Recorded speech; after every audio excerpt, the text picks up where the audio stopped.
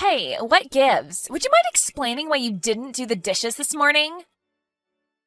You've done nothing but slack off today. You didn't even clean the bathtub. Or the toilets. They're covered in dust and smell awful. Ugh, you are so useless. I don't even know why we keep you around here. Oh, hello there, Emily. I wasn't expecting to get a message from you this time of day. I suppose this means you've already gotten home from work then? Stop dodging the issue. Why haven't you done any of your chores? Don't even think about telling me you forgot about them. I'm sorry. What are you talking about? Do I really have to explain it to you again? I go to work. You do not. That means you need to be doing all the housework since you're not pulling any weight in the house. Now get off your lazy rear end and start scrubbing right now. Emily, I just moved in with you two yesterday. Is this really anything to be getting so angry at me about?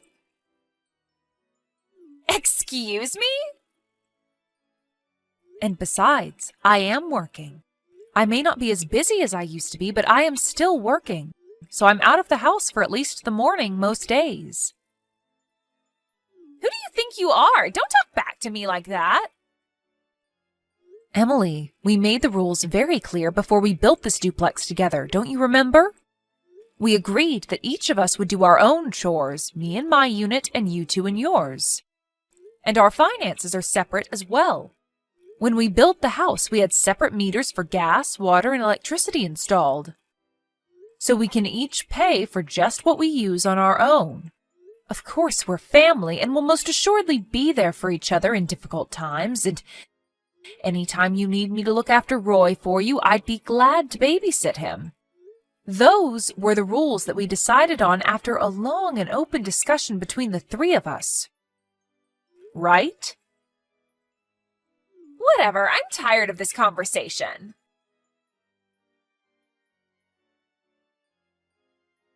Hey, Mom. Sorry to bother you on your lunch break. Do you have a minute? Sure, Isaac. What can I do for you? Did you have anything on your schedule for next weekend? Next weekend? Let me think. No, I don't believe I have anything going on then. Why's that? Okay, then what would you say to all of us going on a short little vacation as a family? A vacation sounds lovely. What's the occasion? Actually, one of my coworkers won a vacation in some kind of drawing, and he was planning on taking his family on an overnight resort stay. But I guess one of his kids got sick and is going to be in the hospital for a few weeks now, so they can't go anymore. Oh, that's terribly unfortunate. I hope the child is all right. The trip voucher had to be used within a specific time period, and it's too late now to change the reservation date. So he offered to pass the tickets to me if I was interested. Since the tickets were for 4 people, it works out perfectly that you, me, Emily, and Roy can all go together. The one little snag is that I have work on Saturday morning that I can't get out of. So you guys will be going there with just the 3 of you, and I'll be meeting up with you later on that day. So, me, Emily, and Roy will all go in the morning then? Yeah, that's the way it will work out. What do you think? I thought it would be a great opportunity for you and Emily to improve your relationship. You said the 2 of you were having difficulties, right? Since Roy will be there, and you know how much he loves you, it could be a great bonding experience for you two. You know, I think you may be right. Sure, Isaac, I'd love to go along. Thank you for the invitation. All right, I'm really looking forward to it. I'll let you know the specifics once everything is set in stone. I'll talk to you later. Thanks, Isaac. I'll be waiting. Hey, Mom, sorry for the late notice, but I have something important to tell you about the vacation tomorrow. I see. What is it, Emily? I forgot to tell you that our departure time got changed. Ah, all right. Thank you for letting me know. We were planning to leave the house at 7 a.m. and drive to the airport in order to make the 8 a.m. flight. But the flight we were booked on got canceled, and they rescheduled us for a flight at 10:15 a.m. instead. So we're going to be leaving the house at around 9 a.m. that morning. One more thing, though. I need to stop by Roy's friend's house to pick up a toy he left behind the last time he had a play date there. So could you meet us at the airport at 9:30 a.m.? All right, that sounds fine. I'll give you your tickets to the airport tomorrow. Thanks, Emily. See you in the morning. Hello? Emily, where are you? I just got to the airport and I'm waiting at the gate like you said. But I can't find you or Roy anywhere. Did something come up? Are you running late? Well, good morning, Mother Dearest. Actually, Roy and I already left on the 8 a.m. flight. We just landed a few minutes ago. What? What's going on? Last night you told me that the 8 a.m. flight was canceled and we were going to go on the 10:15 flight instead. You really don't get it, do you? I told you the wrong time on purpose. Did you really think I was going to let you come with us on this vacation? Get real. This is a family vacation, and you're not my family. You're my mother-in-law, not my real mother. Now be a good old maid and give me some money to use on your grandson and crawl back home to your rocking chair. I don't believe this. How could you do this to me? It was easy. Anyway, I know you've got my bank account number, so just wire the money there. Got it? Don't worry, I'll spend most of it on Roy. He's got a birthday coming up, and it's not like you need the money for anything, so go ahead and wire me a couple $1,000s. That should be enough for now. I was looking forward to this vacation. I wanted to spend time getting closer to you.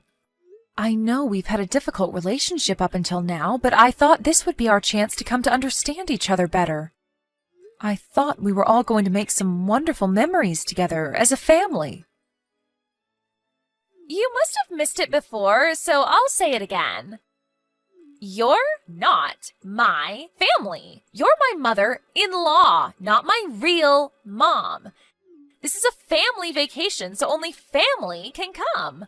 And I thought you were aware of this, but since you seem so oblivious, I might as well tell you that the only reason I agreed to the duplex was because you got that massive life insurance policy when your husband died. I figured you'd be tossing money at Roy left and right. So, to summarize, I see you as nothing but an ATM for your grandson. You're not invited to this trip. Go back home. The end. So that's how you see me. At first I was going to move in with Isaac's younger brother and his wife, but they ended up having to move because he got transferred at work. I was so happy at first when Isaac offered to build a duplex together with me. I'd be able to live closer to my grandchild and I'd feel more secure than living by myself. Okay, so how about you go live with Isaac's brother then? Actually, that would be perfect. Do you want me to call a mover for you? We can have all your stuff out of the house by the time we get back from our vacation. In any case, I suppose I have no choice but to go back home now. Just so you don't get any ideas, even if you book another flight and show up at our hotel room, I'm kicking you out on the curb. Got it?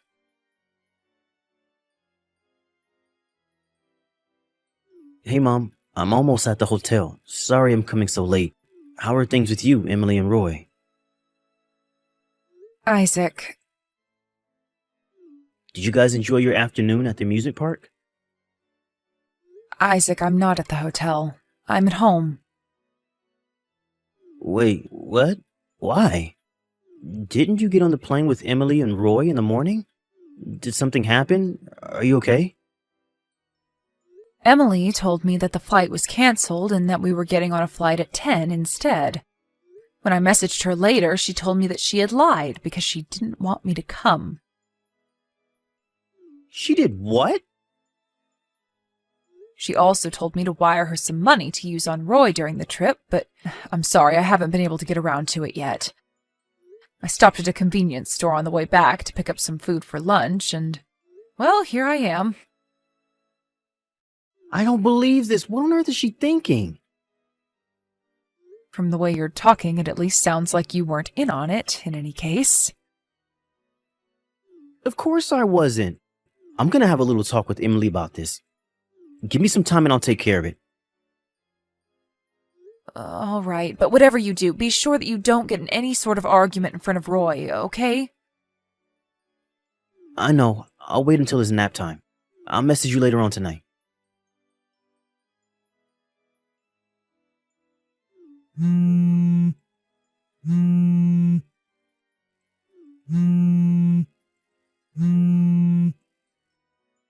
Hey, are you there? I can't find Isaac or Roy anywhere. Do you have any idea where they might be? Emily? Oh, are you still at the hotel? Isaac just got back to the house with Roy about an hour ago. They did? So, wait a minute. I'm all alone out here now? They abandoned me? Well, like I said, they just got home, and I haven't heard any specific details, but yes, it does appear so. Is this your doing? What did you say to Isaac? Nothing, really. I just told him that you gave me the wrong time for the plane on purpose in order to keep me from coming with you on the trip is all. That's not nothing. Why couldn't you have just told him that you got sick and couldn't go or something? You're making it sound like I'm the bad guy. Emily, dear, I'd say an objective reading of the situation would lead to the conclusion that, yes, in fact, you are the bad guy. What did you just say? Did you think that Isaac would let you get away with a thing like this? That he would just take your side unquestioningly? Well, duh, he's my husband. Plus, I didn't even do anything wrong. You're the one that's in the wrong. We were going to have a fun, carefree vacation, just the three of us, but you butted in and invited yourself along. And now, thanks to you, I'm all alone in this hotel room. Emily, you're under the completely wrong impression. Isaac is the one who invited me along on the vacation. I didn't invite myself. Are you serious? If you or Isaac had told me beforehand that you wanted to have a vacation with just the three of you, I would have understood. I'm not so presumptuous as to invite myself along to other people's vacations. But Isaac never told me that. Isaac thought, and I agreed, that this would be the perfect chance for us to get to know each other better, to finally have a positive relationship with each other. But now I've made my decision. I'm leaving my estate to Isaac's younger brother. Wait a minute. Estate? I do suppose it's a bit early to be talking about my estate, but you deserve to know my intentions. I'm actually the chairman of the board of 4 different companies. 4? I thought you were unemployed. They were originally my father's companies, and when he passed away, he left his majority stake in each of them to me. It's been a while since I've seen the numbers, but I believe my stock holdings alone amount to around 5 million? 5 million? So that's going to get split up between the 2 brothers, right? Isaac's younger brother and his wife are going through a training program designed by me in order to equip them to effectively run the companies in the future. Obviously, as the firstborn, I talked to Isaac about this first. But he said he had other interests, and I gave him my blessing to pursue them. His words were, "Don't worry, Mom. I'm going to forge my own path in life. You can leave everything to him." He said that? Is he insane? What kind of psychopath would turn down a $5 million inheritance? What's wrong with him? There is nothing wrong with him.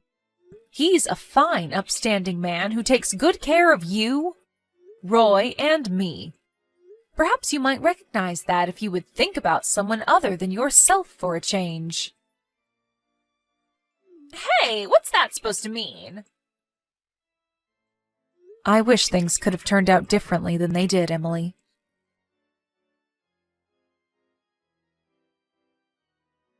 Mom, you have to do something. I don't want to get divorced. What's that? Do something about this. Talk to your son. He says that he's going to divorce me and then he's going to work with his lawyer to make sure that I lose custody of Roy. He's going to move into your side of the duplex. You have to talk him out of this. Ah, so that's what was going on. I was curious why I came home from work today to find my guest room full of boxes of Isaac's things all around the bed. Well, now you know why, so hurry up and do something about it. From what Isaac has told me over the last several days, not only have you not shown any semblance of remorse for what you did, but you've been trying your hardest to encourage Isaac to quit his job and take back my inheritance from his brother, including a presentation on a house that you could buy with the $5 million? What was I supposed to do? There was no way he could have been in his right mind turning down $5 million. I figured if I showed him the kind of lifestyle that much money could afford, he'd change his mind. Emily, I have to say I'm disappointed, but painfully unsurprised. First of all, the decision of my estate is as of yet undecided. Nothing is set in stone yet. Didn't you say you were going to give it to Isaac's brother, though? I've consulted with various financial advisors over the past several years, and presently I'm intending to divide my estate evenly between my two sons. However, how that division ultimately pans out is something for them to discuss between themselves. Oh. Then why didn't you just say that in the first place? That would have saved me a ton of grief. Oh, do you suddenly have a problem with critical information being kept from you? That's exactly what you did to me when you lied about the plane being cancelled. I wanted to see how you'd respond if I only told you the size of my estate and Isaac's intentions. So, this was all a test? Yes, and you failed miserably. Oh, no. You can ask Isaac for more details. But that has nothing to do with our divorce. I don't want to get divorced. You need to do something. Talk to Isaac. Tell him that a divorce would be bad for Roy. Whatever you need to do. After this past week's events, I'm not entirely sure having a mother like you in the picture would be a good thing for Roy at all, Emily. Please. I've said my piece, and I have nothing to say to you ever again. I hope you one day learn to care about someone other than yourself. Mom, no! Goodbye, Emily.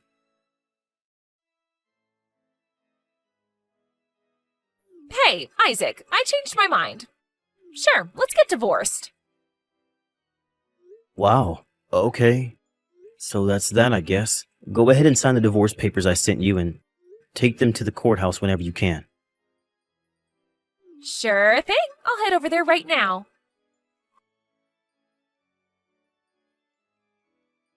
Okay, it's all done. I just got back from the courthouse, so we're officially divorced. Wire me my share of the assets as soon as you can. I'm pretty sure you still have my bank account information. What are you talking about? Don't pretend like you don't know. I can do math. Since your mom's estate is $5 million and you get half, that means you get $2.5 million. That means that since we're divorced, I get half of that. So you owe me $1.25 million. I'm planning on using that to pay the bills while I look for a new job, so send it to me as soon as possible. Got it? Why did I have to marry someone as stupid as you? My mom's not dead yet, you moron. So? Do you even know how inheritance works, Emily? As long as she's alive, it's all still hers, and she's perfectly healthy. How do you not know this? Wait, really?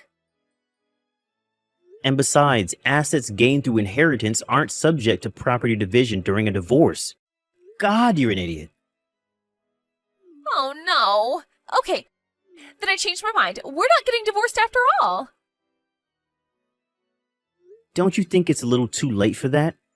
You just said that you had already turned in the divorce papers at the courthouse. Uh-oh. Man, this sucks. What am I gonna do now? Emily and Isaac's divorce was finalized just a few days after our final conversation. After considering Emily's behavior and its potential impact on Roy, the family court sided with Isaac and granted him full custody. It went far more smoothly than I expected, for us at least. Isaac realized in that last message to Emily that she was under an enormous misconception about how the property division would work, which is too bad for her. But thanks to that misconception, she consented to the divorce far quicker than I thought she would. After the divorce, Emily tried to move back in with her parents, but they threw her out. She's now living in a tiny apartment and working the night shift at a local dive bar. Her parents came by our house a few days later to apologize for her behavior. According to them, Emily had worked up quite a bill at the local host club as she was planning on being able to use my estate to pay it off. So it seems like she's going to be working off that debt for some time. I do hope that she learns her lesson and turns her life around, though.